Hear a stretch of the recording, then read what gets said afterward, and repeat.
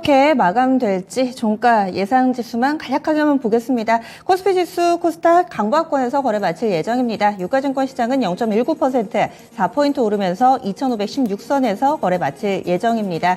장중에도 대체로 보합권 내에서 횡보하는 흐름이었는데요. 후반까지 비슷합니다. 오늘까지 유가증권 시장은 4거래일 연속해서 이번 주 오름세 이어갑니다.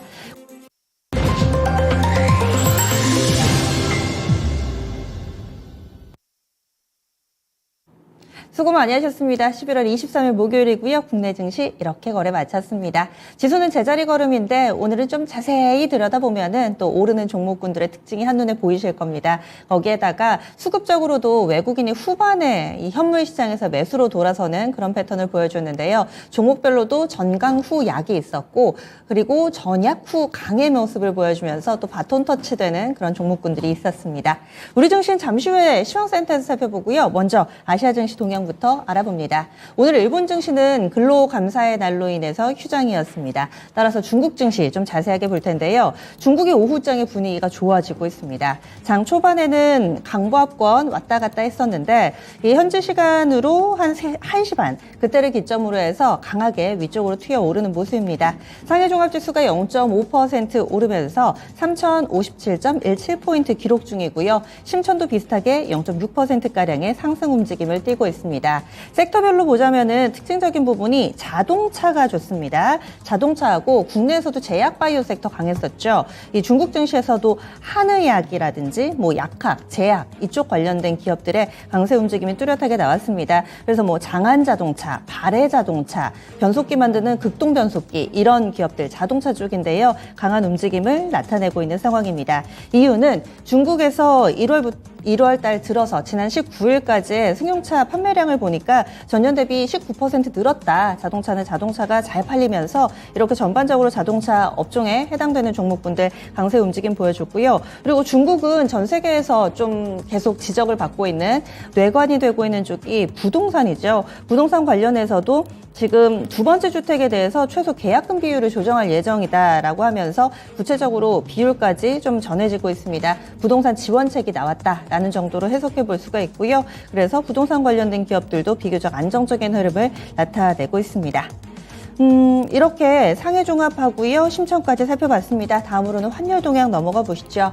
오늘 원달러 환율도 잠잠했습니다. 1,300원 선 위아래로의 흐름만을 나타내면서 오늘 제한된 움직임을 보여줬는데요. 원달러 환율 마감가 보겠습니다.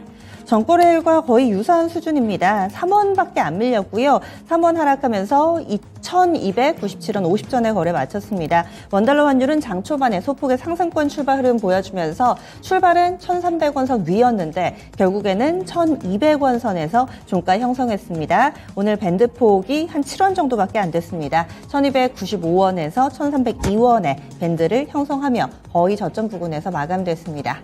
그러면 국내 증시 정리하겠습니다. 시황센터 갔다 오시죠. 네, 미국의 추수감사절 연휴를 앞두고서 상당히 소극적으로 움직였던 우리 시장이었습니다. 코스피와 코스닥 모두 오르긴 했는데 상승 탄력 자체는 제한적이었죠. 자, 그럼 지금부터 목요일장의 마감 시황 알아보겠습니다. 코스피 먼저 확인해 보시죠. 자, 코스피 보시면 나흘 연속으로 상승 마감이 됐습니다. 전장 대비 0.13% 올렸고요. 포인트로 봤을 때 3.26포인트가 이렇게 올라갔습니다. 오늘장의 종가는 2,514.96포인트의 장을 마쳤습니다. 분봉통에서 장중의 움직임 좀 살펴보겠습니다. 장 초반에는 살짝 흔들렸다가 11시 부근의 고점이죠. 2,522포인트까지 이렇게 올렸습니다. 하지만 그 뒤로는 올린 만큼 다 내리면서 1시 부근에는 2,507포인트까지 이렇게 저점을 다시 만들게 됐고요. 횡보하다가 막판에 약간 더 올리면서 장을 마감했습니다. 자, 이어서 수급 상황으로도 확인해 보겠습니다. 역시 외국인의 매수세가 지수를 받쳐줬습니다. 자, 보시다시피 외국인 1,181억 원 이렇게 뚜렷하게 순매수가 들어왔고요. 기관은 뚜렷하게 파는 모습이었죠. 823억 원 매도 우위를 기록했습니다. 이런 가운데 개인 역시나 매도 우위를 보였는데요. 550억 원 정도 매도 우위 기록됐습니다. 자, 이어서 업종별 등락도 살펴보겠습니다. 상승 업종이 더 많았던 하루였죠. 등락률 상위 순으로 먼저 체크를 해보실 텐데 가장 크게 올랐던 업종이 이 전기가스업이 가장 강했습니다. 여기 대표 종목이라고 할 수 있는 한국전력이죠. 한국전력에 본격적으로 이익 개선이 나올 것이라는 기대감, 주가를 들어 올리게 되면서 업종 지수를 끌어올려줬고요. 자, 그리고 그 뒤를 이어서는 보험주들이 활약을 펼치면서 업종 지수를 올렸습니다. 보험업종은 1.5% 상승 마감이 됐고 그 뒤로는 다 1% 안쪽의 상승이 나왔죠. 운수창고와 운송장비가 0.7% 안팎의 상승이고요. 음식료품업종 0.5% 상승 마감이 됐습니다. 자, 그리고 반대로 등락률 하위 순으로도 체크를 해보실 텐데 전거래일 약했던 쪽이 오늘도 그대로 약세를 이어갔습니다. 바로 그 업종들이 섬유의복과 의료정밀업종 그리고 비금속 광물 정도로 볼 수가 있을 텐데요. 섬유의복, 의료정밀 나란히 1% 넘게 내려가는 모습이었고 비금속 광물 0.6% 하락 마감이 됐습니다. 이런 가운데 종이목재 0.3%, 전기전자가 0.2% 내려가면서 거래를 마쳤습니다. 다음은 시가총액 상위 종목들 흐름 보겠습니다. 자, 미국의 엔비디아의 실적 발표 이후에 반도체주의 분위기가 약간 좀 식어가고 있습니다. 우리 반도체 투톱의 주가 흐름도 그대로였죠. 둘 다 약세로 장을 마치게 됐는데 낙폭이 아주 큰 수준은 아닙니다. 종가 보시면 삼성전자 0.55% 내리면서 72,400원의 장을 마치게 됐고요. SK하이닉스는 0.9%가 내려갔습니다. 자, 그래도 이 13만 원대는 지켜주는 모습이죠. 종가는 13만 100원에 확인이 됐습니다. 자, 그리고 2차 전지는 전반적으로 그래도 양호하게 흘러갔는데 LG 에너지솔루션과 LG화학, 특히 LG그룹 쪽에서 주가 흐름이 좋았습니다. 이 두 종목 정도만 주가 확인해 보시면요. LG 에너지솔루션 전장 대비 1.47% 올랐죠. 44만 8,500원에서 장을 마치게 됐고 아래쪽에 LG화학 확인해 보겠습니다. LG화학은 LG 에너지솔루션보다 더 상승폭이 컸습니다. LG화학은 거의 3%를 들어 올렸죠. 52만 원 부근에서 정확히는 51만 9천 원의 장을 마쳤습니다. 자, 그리고 이 밖에 나머지는 소폭의 상승인데 자동차주들 정도 체크를 해볼까요? 특히 기아 쪽의 상승 탄력이 뚜렷하게 크게 나왔습니다. 현대차 먼저 보시면 여기 그래도 1% 가까이 올렸습니다. 18만 4,800원의 장을 마쳤고 기아는 장 후반으로 갈수록 상승 탄력은 조금 더 붙었죠. 1.68% 상승으로 8만 4,500원이 오늘장의 종가였습니다.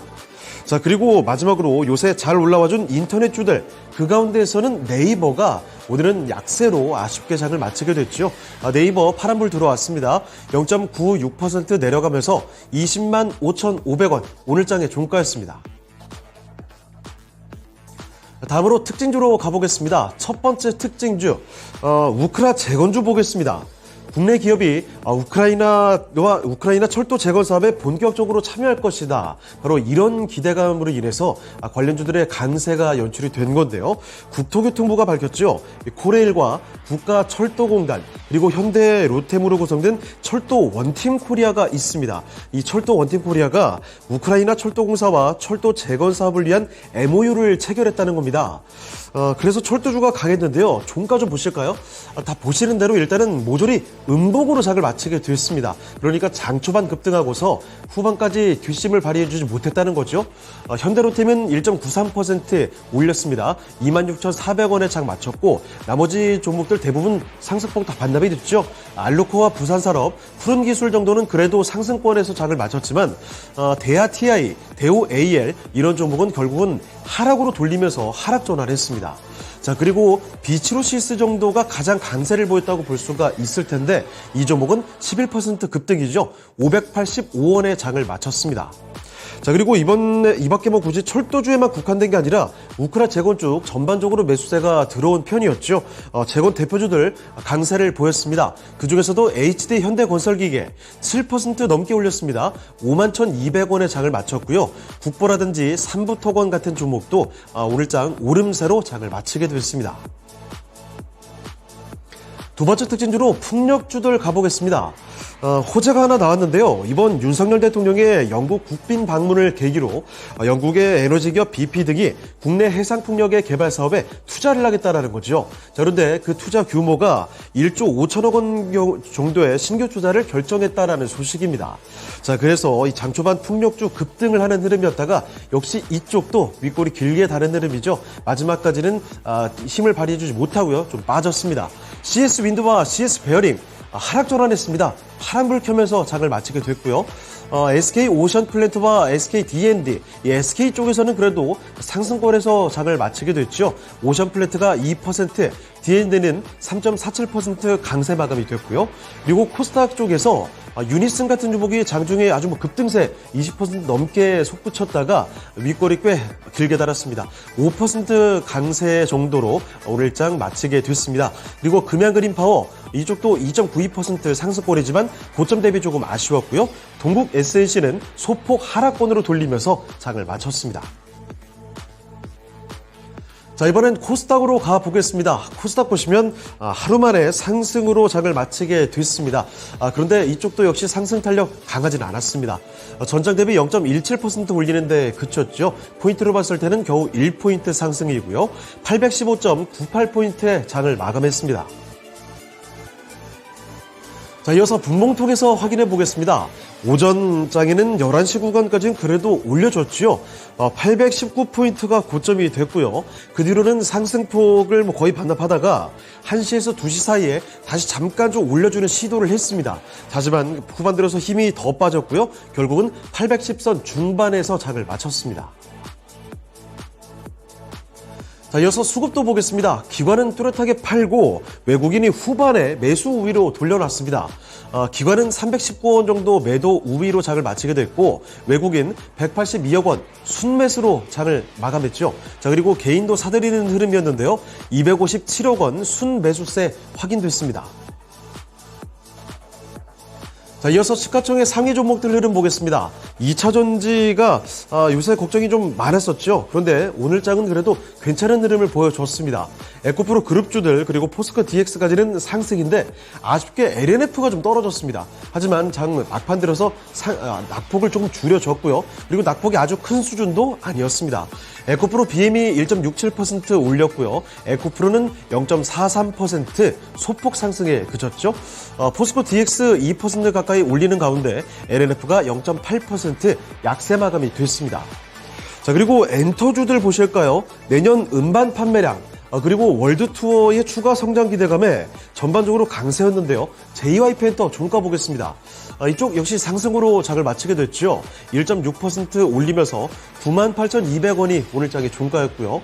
자, 그리고 마지막으로 반도체주들의 약세 흐름이 뚜렷했습니다. HPSP와 리노공업 동반해서 약세 마감이 됐는데요. HPSP는 2.46% 내려가면서 35,750원의 장을 마쳤고 리노공업 최근 들어서는 사실 기세가 굉장히 좋았던 종목이죠. 내림폭이 더 컸습니다. 3.69% 하락하면서 177,600원의 장을 마감했습니다. 자, 이번엔 특징주로 넘어가 보겠습니다. 첫 번째 특징주, 먼저 요새 연일 강세를 보이는 한동훈 장관 관련주입니다. 자, 먼저 거래소에서는요, 요 소위 윤석열 대통령 관련주였다가 이 한 장관 관련주로 연결된 덕성 정도가 상당히 눈에 띄었죠. 덕성과 덕성 우선주 오늘 장에서도 급등입니다. 특히 우선주는 또 상한가까지 들어갔습니다. 덕성 본주의 경우에도 21% 급등세로 장을 마치게 됐고요. 자, 그리고 인맥주인 DTNCR로도 강세를 이어갔습니다. DTNCR로는 13% 올렸습니다. 거의 8,000원 부근에서 장을 마치게 됐고요. 자, 그리고 한동훈 법무부 장관이 출입국과 이민관리청의 설립 필요성을 역설했다. 이런 정책적인 기대감이라고 해야 될까요? 이쪽이 또 부각이 되면서 오늘은 이 관련주들이 훨씬 더 많았습니다. 자, 엑스페릭스 먼저 보실 텐데 자동 출입국 관리 등과 관련한 회사의 사업 이력이 부각이 됐습니다. 상한가까지 솟구쳤는데 결국 그대로 장 마쳤죠. 5,220원이 오늘 종가가 됐고요.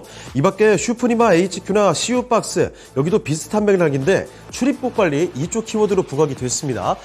슈프리마 HQ가 10% 강세로 장 마쳤고 CU박스는 상승 탄력 많이 좀 줄이면서 장을 마치게 된대요. 그래도 9,000원대 위고요. 그리고 이런 출입국 관리와 관련해서 생체 인식 분야의 관심도가 커졌죠. 슈프리마 그리고 유니온 커뮤니티 이런 종목들이 해당이 됩니다. 슈프리아는 윗꼬리뼈에 달면서 소폭 상승에 그쳤는데 유니온 커뮤니티는 10% 넘게 올렸고요. 자, 게다가 이민 활성화가 되면 해외 송금도 늘어날 것이다. 갤럭시와 머니트리가 또 부상했죠. 11% 급등입니다. 7,000원 부근에서 장을 마치게 됐고요. 자, 그리고 또 다음 특징주 제약바이오로 넘어가 보겠습니다. 이쪽은 오후장에 특히 강세 종목들이 많았죠. 일단은 보고서가 하나 나왔는데 미래세증권입니다. 내년은 자체 개발 신약의 글로벌 성과 도출 시기가 될 것이다. 이렇게 밝혔습니다. 주요 키워드는 M&A, 알츠하이머, 비만 치료제 이쪽으로 꼽았는데요. 먼저 거래소에서는 이름값이 있는 종목들 위주로 강했죠. 제일약품이 가장 강했는데 신생아 폐혈증 치료제 개발 관련돼서 호재가 붙었습니다. 11% 급등세로 장 마쳤고요. 나머지는 좀 인지도가 있는 종목들, 종근당부터 보령, 일동제약과 한올바이오파마 같은 종목들 고른 강세가 연출이 됐습니다. 자, 그리고 코스닥에서는 아이큐어가 바닥권에서 오랜만에 강한 매수세죠. 20% 가까이 올려줬고요. 그리고 PCL은 미국의 글로벌 투자그룹에서 대규모 투자 유치 소식을 전하면서 급등세를 기록했습니다. 이쪽도 거의 20% 올렸고 펩트론, 비만 치료제로 잘 알려진 종목이죠. 자, 그래서 이 종목도 17% 가까이 급등세로 장을 마쳤고요. 또 한 가지, 미국에서 유전자 편집 주사로 콜레스테롤을 낮추는 임상시험에 성공했다는 소식이죠. 그래서 유전자 치료제나 유전자 분석, 이 관련된 종목들 강했습니다. 아미코젠과 헬릭스미스, 지노백트리부터 마크로젠까지 이런 종목들은 모조리 두 자릿수대 상승률을 보이면서 급등 마감이 됐습니다. 네, 지금까지 마감시황 전해드렸습니다.